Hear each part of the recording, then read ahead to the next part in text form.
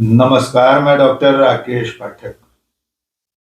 America के नागरिक गुरपतवंत सिंह पन्नू की हत्या की साजिश का मामला अब भारत सरकार पर भारी पड़ता लग रहा है।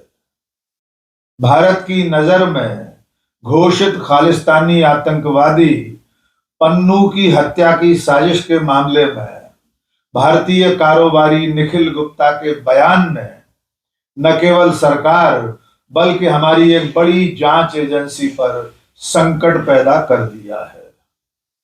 निखिल गुप्ता ने अमेरिका की अदालत में यह कबूल कर लिया है कि उसने पन्नू की हत्या की साजिश रची थी और उसके लिए भाड़े के एक हत्यारे को सुपारी दी थी। निखिल गुप्ता ने अपने कबूलनामे में यह भी कह दिया है कि उसे इस काम की जिम्मेदारी भारत की एक एजेंसी ने दी थी।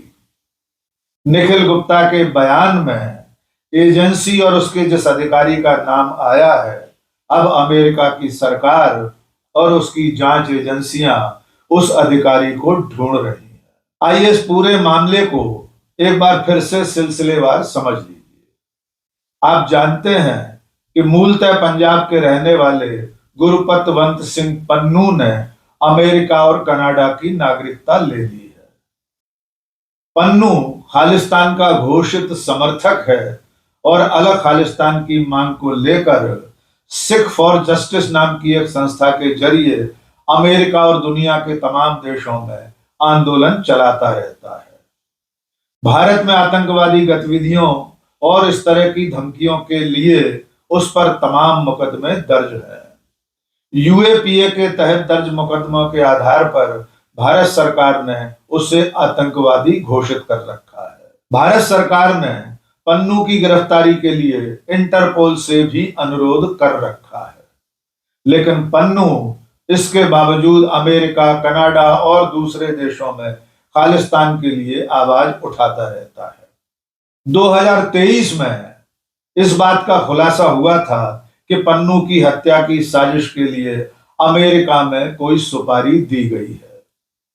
दरअसल हुआ यह था कि अमेरिका में बसे हुए एक भारतीय कारोबारी निखिल गुप्ता ने पन्नू की हत्या के लिए एक भाड़े के शूटर की तलाश की थी। भाड़े के उस शूटर ने पन्नू की हत्या के लिए $1 लाख में सुपारी ली थी। इस काम के लिए बतौर एडवांस $15,000 भी उसने ले लिए थे। बाद में मालूम हुआ कि वो भाड़े का शूटर वास्तव में एफबीआई का अंडरकवर एजेंट था। पूरी साजिश का खुलासा करने के बाद एफबीआई के एजेंट ने अपनी एजेंसी को सारी जानकारी दी और उसके बाद पन्नू की हत्या की साजिश का खुलासा हुआ था। न्यूयॉर्क की दक्षिण जिला अदालत में इस मामले को लेकर मुकदमा चल रहा है। निखिल गुप्ता बाद में चेक गणराज्य में गिरफ्तार हुआ और प्रत्यर्पण संधि के चलते 2024 में चेक गणराज्य ने उसे अमेरिका को सौंप दिया। इस मुकदमे में जांच पड़ताल और बाद में सुनवाई के दौरान निखिल गुप्ता ने इस बात का खुलासा कर दिया कि उसे पन्नू की हत्या की साजिश रचने और सुपारी देने के लिए भारत की एक एजेंसी ने ठेका दिया था।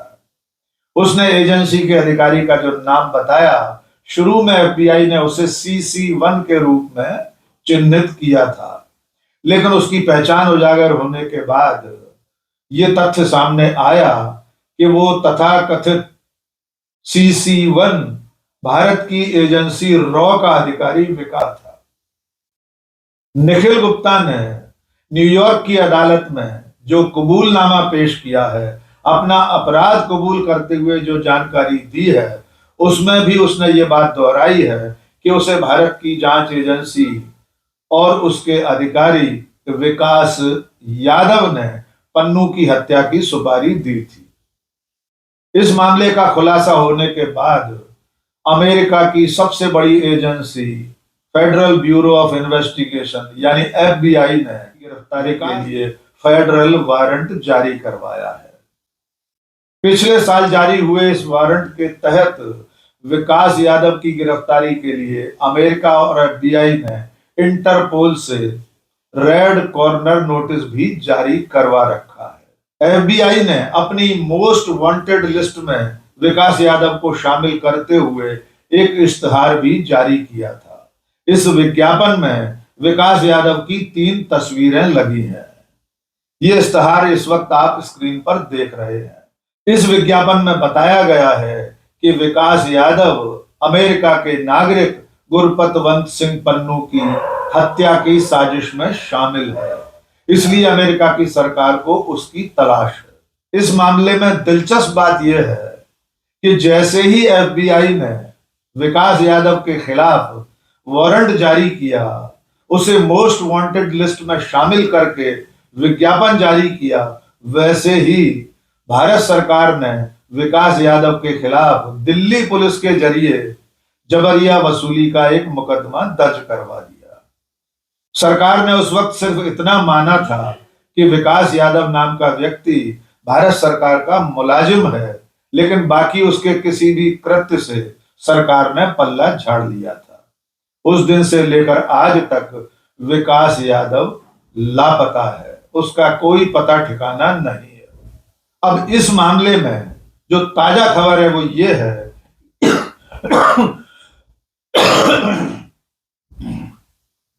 इस मामले में बड़ी खबर यह है कि निखिल गुप्ता ने अमेरिका की अदालत में जो बयान दिया है, जिस तरह से उसने अपना गुनाह कबूल किया है, उससे आगे चलकर अमेरिका की अदालत और एफबीआई बाकी लोगों के नाम भी खुलवा सकती है।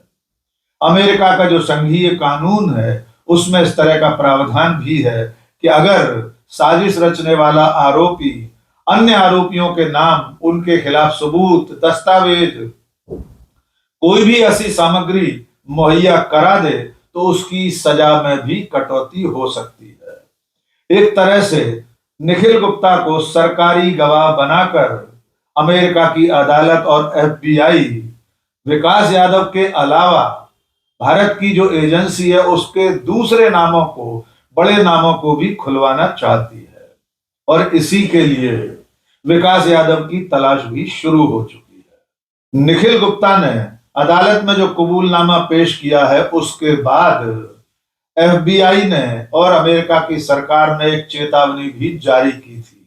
जिस दिन निखिल गुप्ता का बयान सामने आया उसी दिन एफबीआई ने पूरी दुनिया को एक वार्निंग दी थी कि अगर अमेरिका के किसी भी नागरिक को नुकसान पहुंचाने की कोशिश की गई तो आरोपी दुनिया में कहीं भी हो, दुनिया के किसी भी छोर पर हो, उसे अमेरिका ढूंढ निकालेगा। इस चेतावनी को भी विकास यादव की तलाश से जोड़कर देखा जा रहा है। इस मामले में एक कानूनी नुक्ता और जान लीजिए। विकास यादव अमेरिका की अदालत में बाकायदा नामजद आरोपी है। उसके ऊपर अमरीकी नागरिक पन्नू की हत्या की साजिश रचने, हत्या की सुपारी देने और मनी लॉन्ड्रिंग जैसी धाराएं लगी हैं।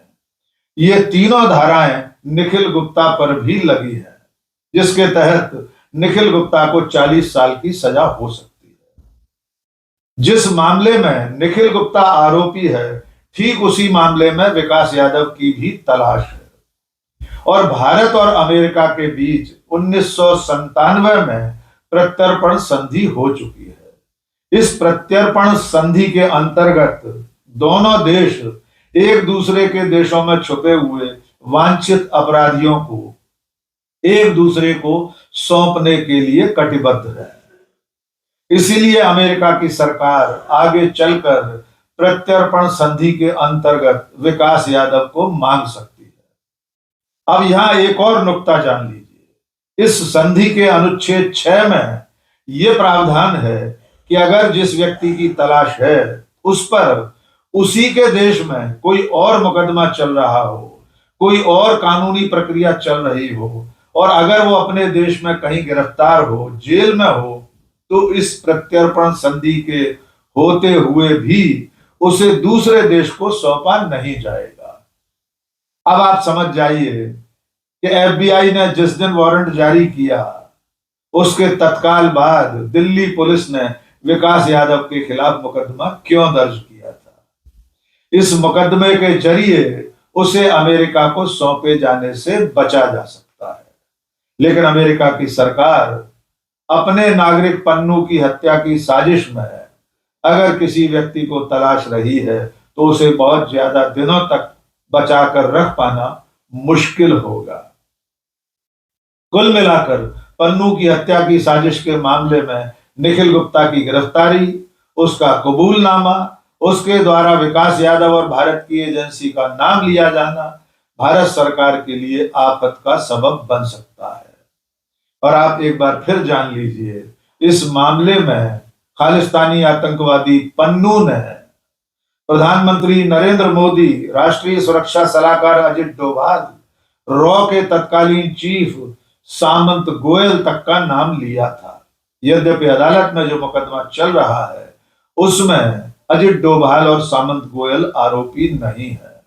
लेकिन कुल मिलाकर अगर निखिल गुप्ता के बयान के आधार पर कभी विकास यादव की गिरफ्तारी हुई तो आगे और बड़े खुलासे हो सकते हैं। ऐसे में सरकार और हमारी सबसे बड़ी काउंटर इंटेलिजेंस एजेंसी रॉ के लिए बड़ा संकट खड़ा हो सकता है। आज के इस वीडियो में बस इतना ही। बहुत बहुत शुक्रिया।